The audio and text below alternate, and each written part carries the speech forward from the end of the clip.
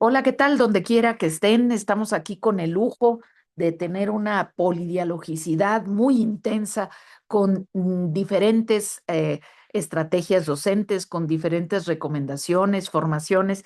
Y hoy precisamente en este noveno Congreso de Aprendizaje Jurídico Activo de la Facultad de Derecho de Ciudad Universitaria de la UNAM, pero que estamos aquí en una sede que nos está dando hospitalidad en el Instituto de Investigaciones Jurídicas, también en otro congreso, pero tenemos la fortuna de conversar un momento con Juan Pablo Cruz Pérez, que es maestro en Derecho, pero imagínense que está formado en la Universidad Autónoma Metropolitana y por eso nos interesó muchísimo dialogar, porque estamos aquí tratando de deconstruir algunos elementos que no favorecen en la interacción de la docencia jurídica para este aprendizaje jurídico activo. Y creo que en particular hay personas que tienen vocación y no solamente ocasión, sino que también tienen este ambiente más favorable para la deliberación, para aceptar la pluralidad, para hacer un aprendizaje jurídico activo, pues al servicio de las causas sociales que realmente lo ameritan. Entonces, es por eso que abriremos la conversación con Juan Pablo, pero si nos haces el favor, maestro, de decirnos un poquito de tus orígenes, dónde naces, qué de interesante nos recomiendas para México y para el mundo, para que conozcamos un poco tu contexto y algún logro del que tú digas, caray, me siento orgulloso, me costó. Por favor, para todas y todos, aquí y ahora, gracias a las redes sociales y a la tecnología y a los medios digitales. Por favor, Hola, ¿qué tal? Buenas noches a todas y todos, a quienes nos sintonizan. Agradezco la invitación de la doctora por Graciela eh, Steins, a eh, tus órdenes. esta charla tan interesante, tan eh, dialógica. Bueno, yo soy originario de Tapachula, Chiapas, de una región que se conoce como el Soconusco. Eh, Principalmente Tapachula es un lugar donde se aporta mucho en el Producto Interno Bruto del estado. Entonces hay mucha economía, hay mucha agricultura y pues también, hay conexión con la frontera de Guatemala, entonces estamos muy cerca. Tapachula, Chiapas es una ciudad cosmopolita. Si bien era muy común en el siglo pasado que personas de Centroamérica contrajeran nupcias con personas de Había mucho Chiapaneca. mestizaje. Exactamente. Ujú. Entonces, ahora actualmente, por la globalización, por el neoliberalismo, también como una de las causas que tiene el neoliberalismo, ahora actualmente han migrado de otras latitudes de América Latina, ¿no? Este, pero pues vaya, Tapachula es un lugar muy bonito, clima muy eh, eh, caluroso, pero lo que puedo decir de la atracción de mi estado es, eh, pues, que es uno de las entidades federativas que todavía conserva grupos étnicos. Y estos grupos étnicos que son parte de la identidad de nuestro país y de nuestra entidad federativa que es Chiapas.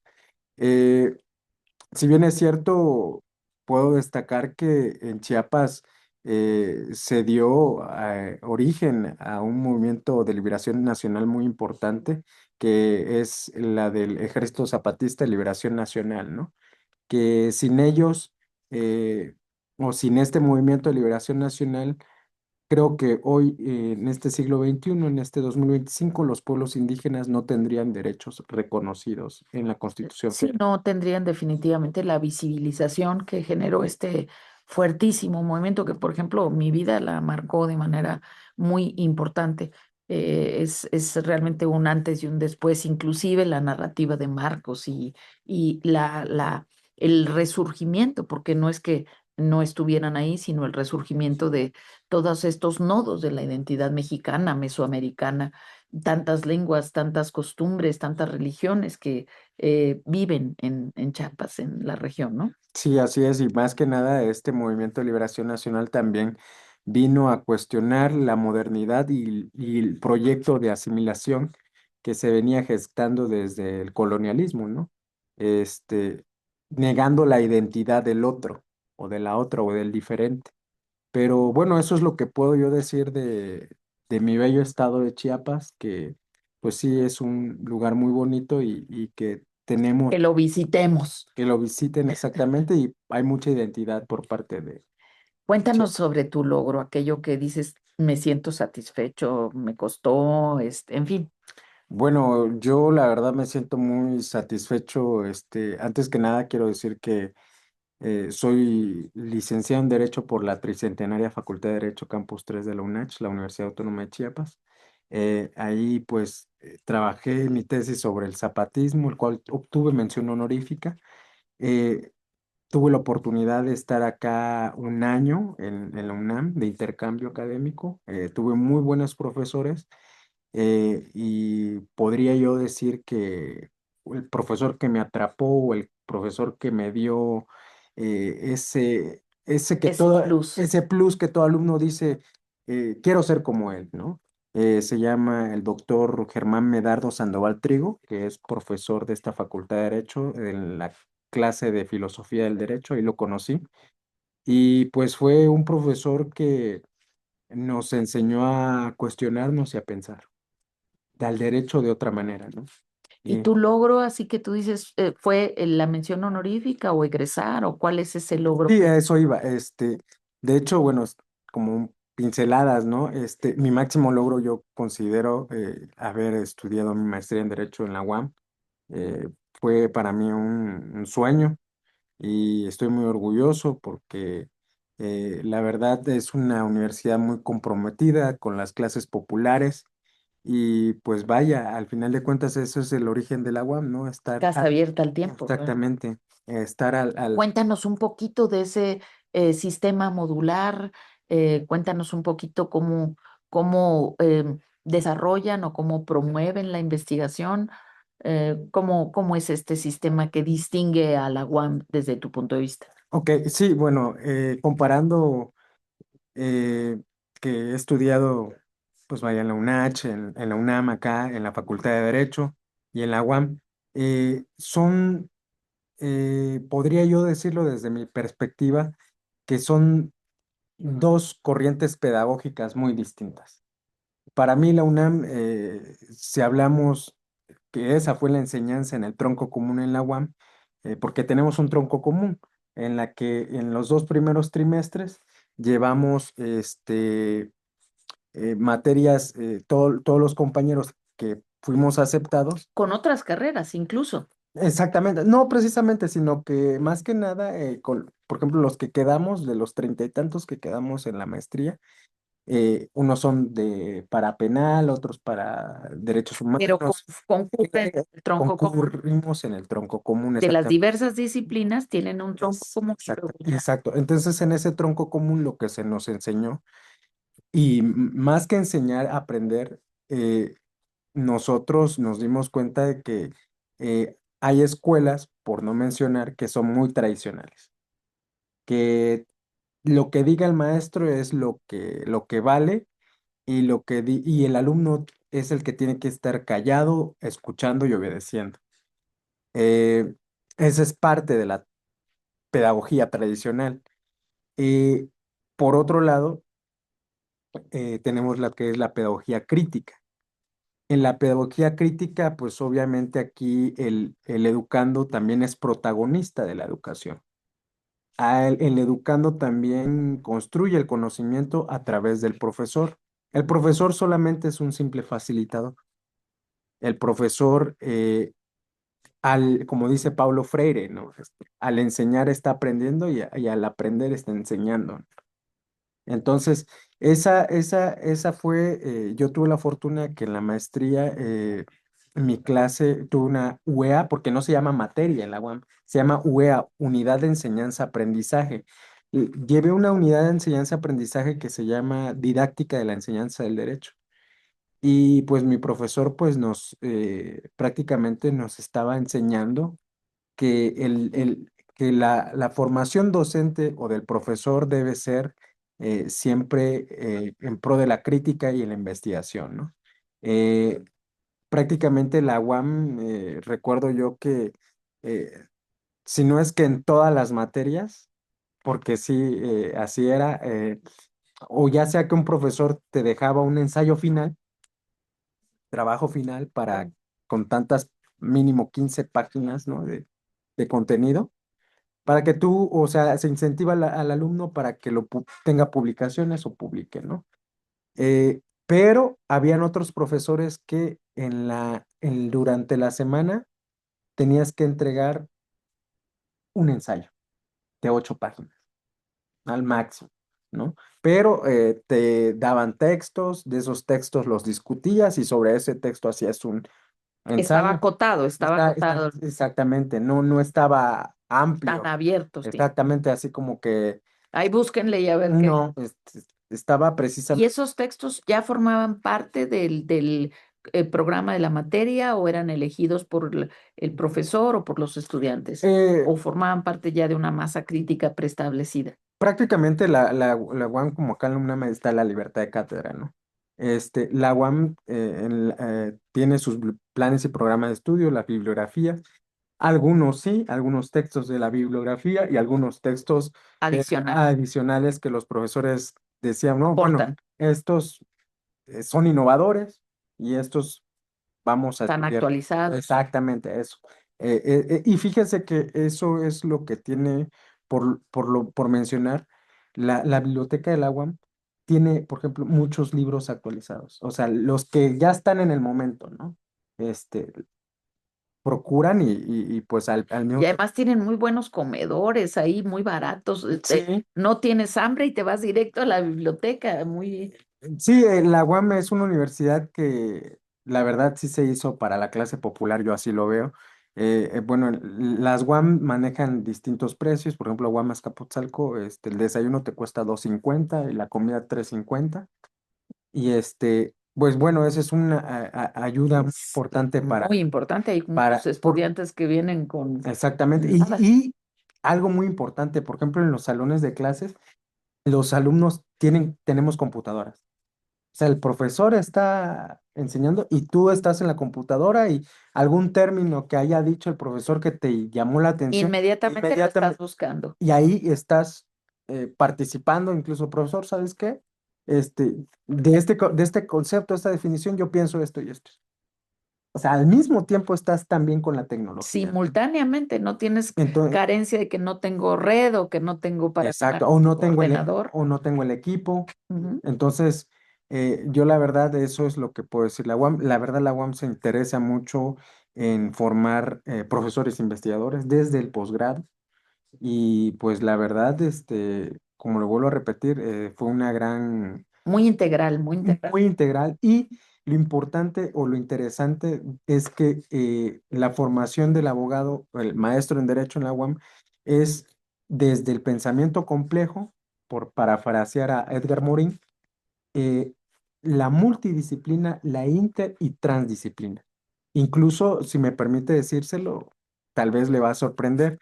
Yo soy maestro en Derecho con área de concentración en Derechos Humanos y Derechos de los Pueblos Indígenas, pero ahí nosotros llevamos una clase que se llamaba agroecología, una unidad de enseñanza-aprendizaje que se llama agroecología. Imagínense, abogados del siglo XXI ya teniendo esos temas de agroecología, en donde Te abre la mente, te saca de la exactamente metodología, te está, enseña otras claro, aproximaciones para aprender. exacto, Maravilloso. desde la transdisciplina, obviamente. Y la profesora, Y nadie critica eso y dice yo, ¿por qué estoy estudiando esto si ni me interesa? exactamente, y si soy Nadie lo. abogado, Exacto, ¿yo qué tengo que saber de eso?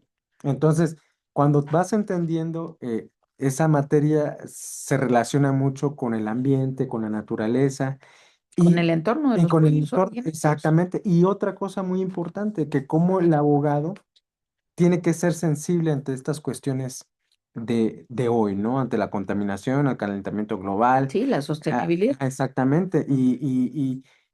Pues ahí conoces, por ejemplo, digamos, había un tema sobre minera, La minería y los pueblos indígenas. exactamente, cómo eh,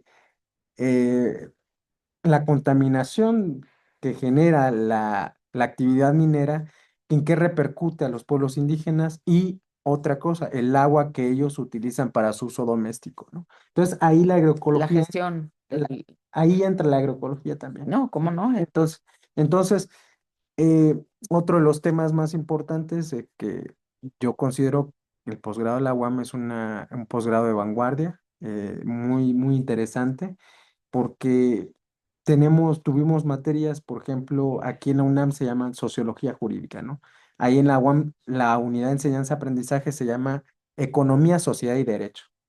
Y eso, Las más amplias las relaciones exactamente, interdisciplinarias. exactamente, entonces, al final de cuentas, tienen otros nombres y No, pero Foucault ya decía el nombre y la cosa, ajá, las palabras y nombres, las cosas. las palabras y las Exactamente. cosas tienen, y Bobbio y bueno, muchos Fíjense, de Wittgenstein también, pero sí, si tú crees que el nombre no influye, pues ya empezaste mal porque estás cerrando el campo del conocimiento, ¿no? La trama de relaciones que puede haber. Pues qué interesante estas materias, pero tú me dices que tienes una formación específica en enseñanza del derecho y nosotros estamos manejando desde hace muchos años, no solamente por el efecto global, sino porque hay un grupo de especialistas en educación muy importante, el manejo de la UNESCO, de la ONU en cuanto a la parte didáctica de las competencias. Mira, hay mucha discusión, ¿no? Que si competencias, que si habilidades, pero no se trata de competencia en un sentido neoliberal, de competir con otros en una situación asimétrica. Estamos hablando de competencias sobre uno mismo, competir sobre uno mismo en el sentido de desarrollar comportamientos. Y entonces esta base de competencias integrales tiene que ver con tres áreas. La parte que siempre nos está fallando, que es la socioafecto emocional, y la parte cognitiva y por supuesto la técnico-tecnológica. Es muy importante tener una computadora donde tú vayas verificando, viendo teorías, viendo conceptos, viendo alternativas, viendo fuentes. Es muy importante porque eso tiene que ver con la pluralidad. Cuando tú solamente tienes una fuente en un solo sentido, así sea de extrema crítica, pues ya estás mal porque tienes que contemplar muchos grises. No hay blancos y negros en la vida, hay muchos grises. Entonces, la pluralidad o el pluralismo tiene que ver con cotejar fuentes de distinta naturaleza, porque si solo ves libros rojos, te quedas con la mirada roja. Si solo ves libros verdes, pues te quedas con la mirada verde. Entonces, se trata de ver libros rojos, verdes, azules, morados, por decir colores, ¿no?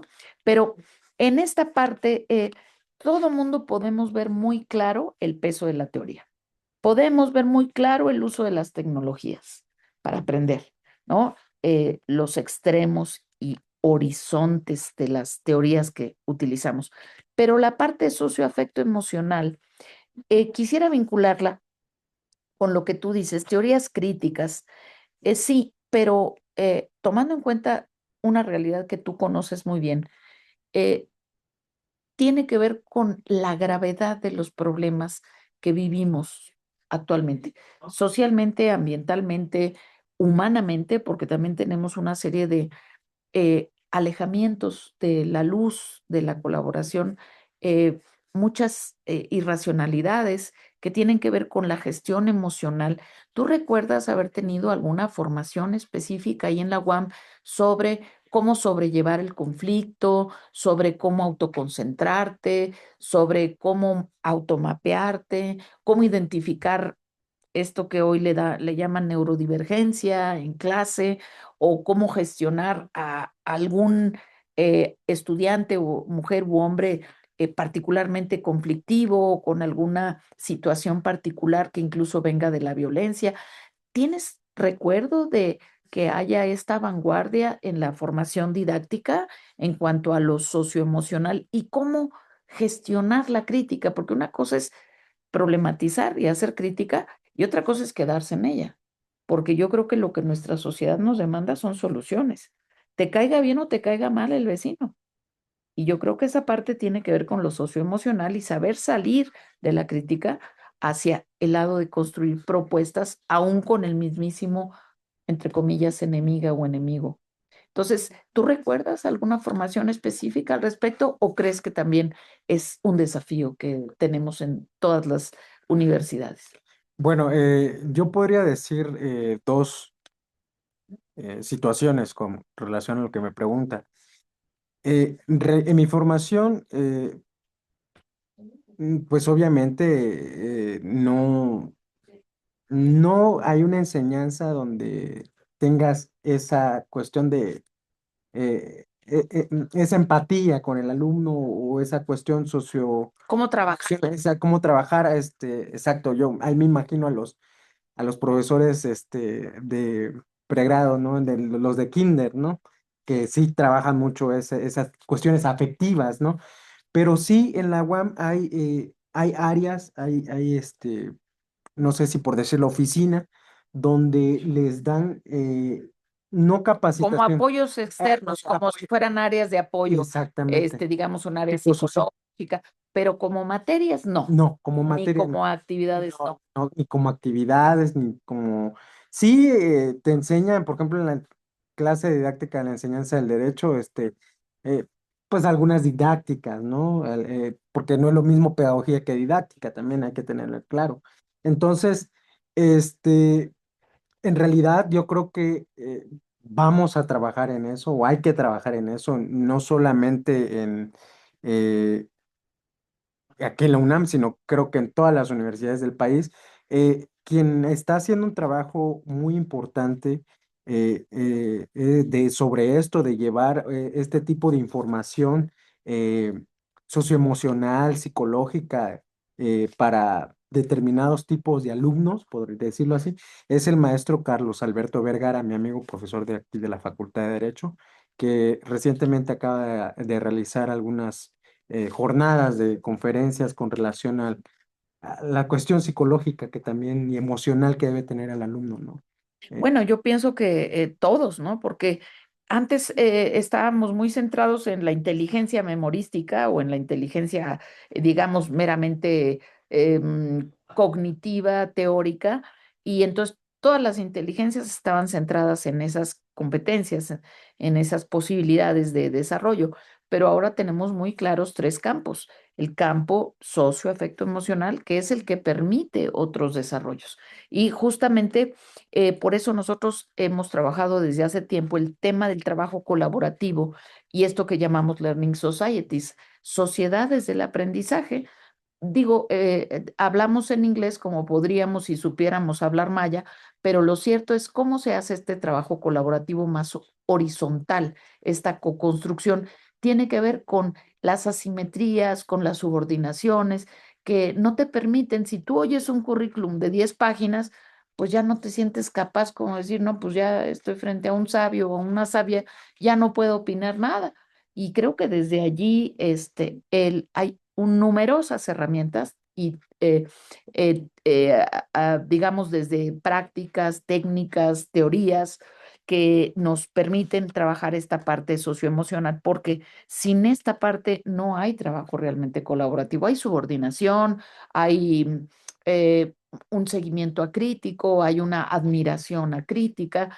Y creo que eso es algo importantísimo de trabajar, ¿no? Como ¿qué alertaríamos a los estudiantes de no confundir eso con admiración? Sería interesante poderlo pensar juntos y co-construir. Pero entonces, esta parte socioafecto emocional, nosotros afirmamos que es un hándicap, que es un elemento en el que necesitamos trabajar para que otras cosas sucedan, porque muchos de las personas entrevistadas enfatizan la empatía, pero no es algo tan fácil de generar, exacto. no es algo automático, ¿no? Incluso ya si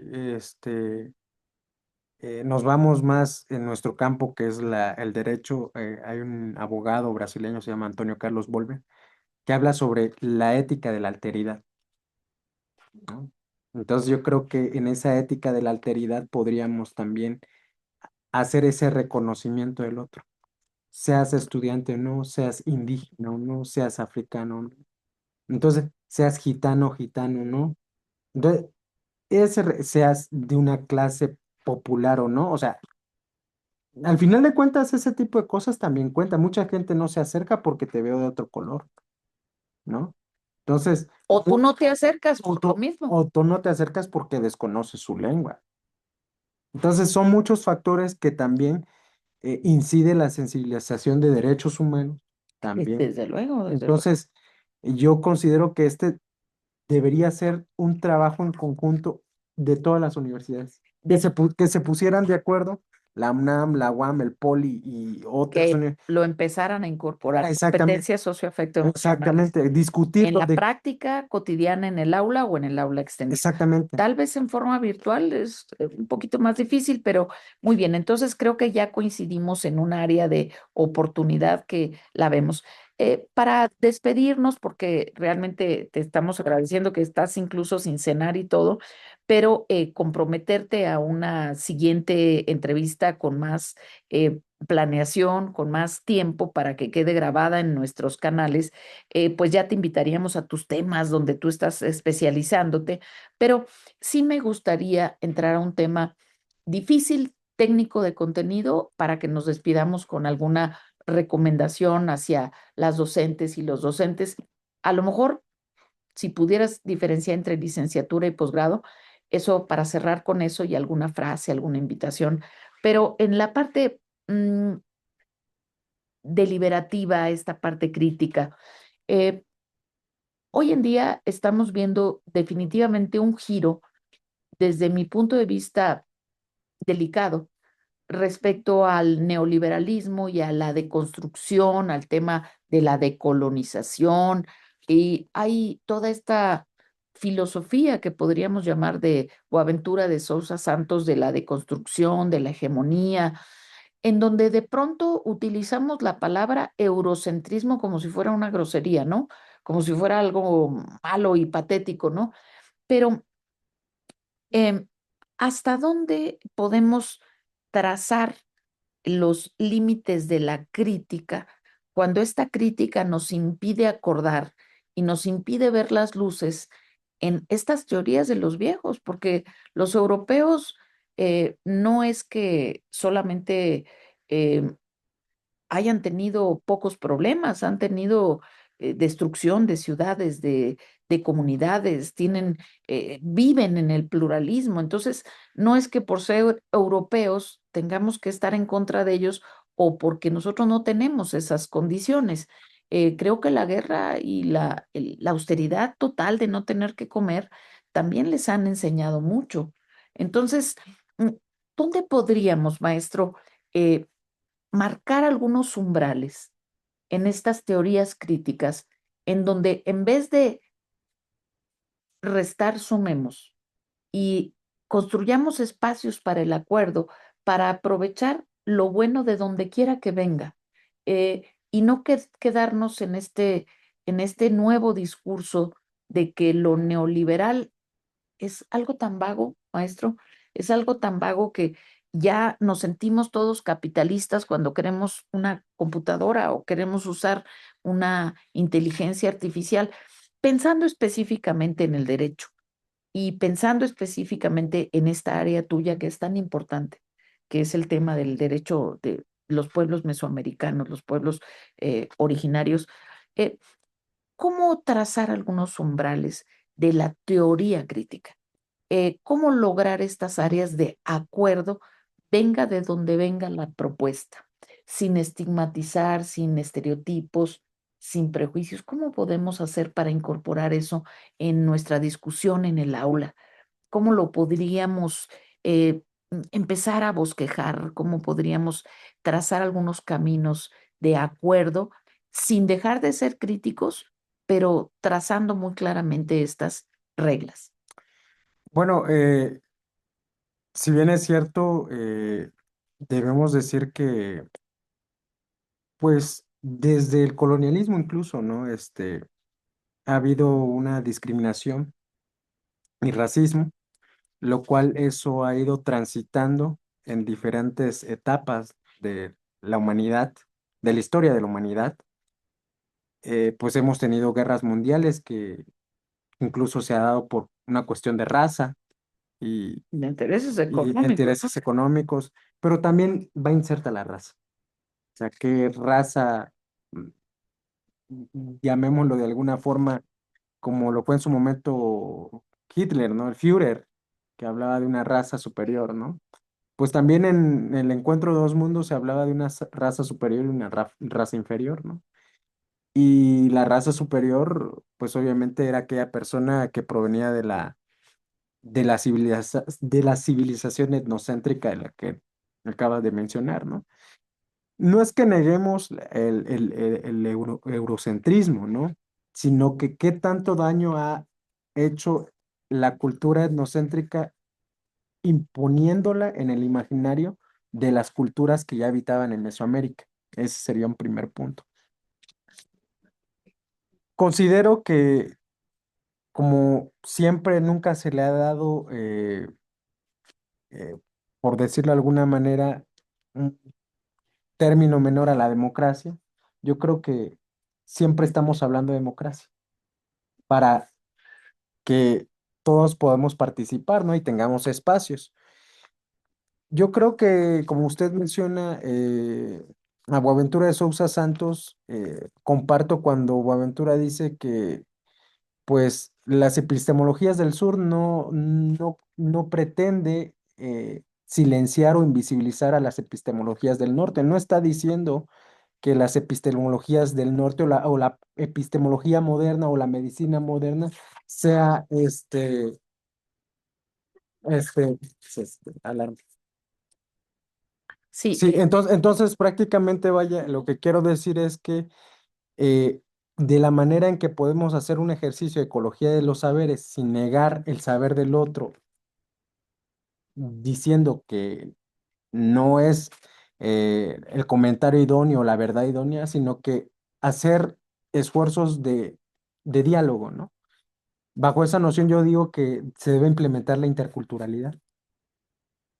La interculturalidad como parte de ese proceso de conocimiento y reconocimiento de qué te aporta esa cultura a la otra y la otra a las otras, ¿no?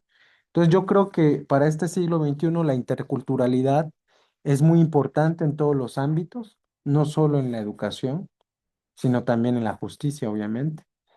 Y yo creo que eh, eso es importante en las investigaciones críticas, en la formación crítica, que obviamente no solamente criticar, sino que la crítica que vaya de la mano con una solución, ¿no? Una posible solución. Porque muchas veces decimos somos críticos, pero nada más estamos criticando sin poner soluciones. Entonces, esa es la enseñanza-aprendizaje que yo tuve en la UAM, de ser crítico, pero también proponer y promover soluciones, ¿no? Obviamente a los problemas sociales, jurídicos sociales que nos, eh, que nos involucran en este medio, ¿no? En la vida cotidiana, en la justicia cotidiana. Entonces, considero que estos aportes de Boaventura de Sousa Santos, él más bien lo marca, por ejemplo, desde sus enseñanzas de la sociología del derecho, él habla más de una educación empírica, ¿no? ¿No? Que los abogados del siglo XXI sean empíricos también, ¿no? No dogmáticos, que muchas veces eso es lo que limita. eliminar todo tema, aunque las ciencias jurídicas se hayan llamado dogmática en el 19, empezar por eliminar esto de los dogmas, porque llega al fanatismo, a la Exacto. manipulación, ¿no? Y es ahí lo que usted habla de, por ejemplo, mi maestro Germán Sandoval, que trabaja mucho eso, se llama la descolonización del derecho. Entonces yo creo que ahí tendríamos que incidir también para ver otras formas de enseñanza-aprendizaje, ¿no? Mira, pienso que estamos llegando a unos acuerdos de lo que nosotros trabajamos como democracia deliberativa. Y el primer aspecto, estaba yo pensando cuando me dicen es que todos somos iguales y yo digo no, perdón, pero Trump y Mandela o no son lo mismo. O sea, Trump y Mandela no son iguales, definitivamente. Aunque sean seres humanos, no son iguales. Y estaba yo pensando ahora que te iba a hacer la pregunta pensando en los nazis más crueles, Ujú. yo me pongo a pensar y digo, híjole, negociar con ellos, ¿cómo sería negociar con ellos en una mesa, no? Me estaba acordando de un texto que tenemos muchos años trabajando de expertos que trabajaron con guerrillas, Adam Kane, Peter Block, Jeff Barnum, cómo colaborar con el enemigo. Estaba yo pensando verme sentada en una mesa con nazistas, personas fascistas, y creo que es un desafío muy grande porque si tu primer pensamiento es mejor elimínanos, elimínalos y así nos evitamos la negociación del diálogo, pues es por eso que se dan las guerras, porque no ves un camino para deliberar. Y aquí creo que hemos llegado a dos elementos que nos gustaría platicar contigo ya de manera, inclusive con Sandoval, con Germán con tu maestro Sandoval Trigo, ya de manera más específica, pero estamos trabajando la justicia cotidiana que tiene que ver con tres puntos muy concretos: proponer soluciones, trabajar conjuntamente con el problema, y aquí estamos tomándonos de la mano de la politóloga Elinor Ostrom, que tiene un magnífico texto, Trabajar Juntos, que te recomiendo, porque viene ahí cómo han trabajado con muy diversas comunidades. No es lo mismo trabajar con una sierra en medio de la montaña que con una comunidad de darquetos o como una comunidad sumamente elitista en el sector financiero, y sin embargo tienes que poder hablar con ellos, con todos. Entonces, una cuestión es ir definiendo cómo acreditar esta justicia cotidiana, trabajar con la delimitación de problemas, cuál es el problema que tú ves, cuál es el problema que yo veo, y buscar esta área de acuerdo, ¿no? Y no concentrarnos en los polos en los que ya sabemos que no vamos a coincidir, sino concentrarnos en el mensaje y en el problema que queremos trabajar o resolver conjuntamente. Eso es lo primero que creo que tendríamos que trabajar si es que queremos realmente hacer una justicia alternativa, una justicia incluyente e intercultural. Creo que por ahí podría yo resumir algunas áreas de oportunidad en donde podemos avanzar. Entonces, eh, si nos quisieras hacer el favor de Juan Pablo Cruz Pérez, de abrirnos algún mensaje que tú quisieras dirigirles a los profesores de licenciatura, a los profesores de posgrado, algo que eh, estimularles a hacer más, o alguna cuestión tal vez que erradicar. Ya dijimos que la memorización no siempre es buena o no siempre es positiva, pero ¿cuál sería este mensaje para generar más actividades, digamos, conjuntas? Porque me he dado cuenta que la gente no le gusta mucho trabajar en equipo, porque siempre dicen estos no van a trabajar o yo soy el que voy a trabajar solo. ¿Cómo fomentar estas prácticas y metodologías activas en clase, eh, maestro? Bueno, yo diría ahí que en la enseñanza-aprendizaje del siglo XXI, considero que es muy importante, como lo señalaba, que memorizar, o sea, los abuelos del siglo XXI ya no tenemos ¿por qué memorizar? Y algo que me llamaba mucho la atención en la maestría en Derecho en la UAM, que nunca nos hicieron examen, nos evaluaban con proyectos, con trabajos de investigación, ensayos, pero obviamente un verdadero ensayo con, con determinados elementos, Rúbrica exacto, con con todo, indicadores. con lo que tiene que tener. Y pues prácticamente yo creo que enfocarnos en la investigación sería muy importante para afrontar los problemas que tiene nuestro país. Esa es lo que yo invitaría Investigación basada en proyectos, en problemas. en problemas cotidianos, en la vida cotidiana, en los entornos.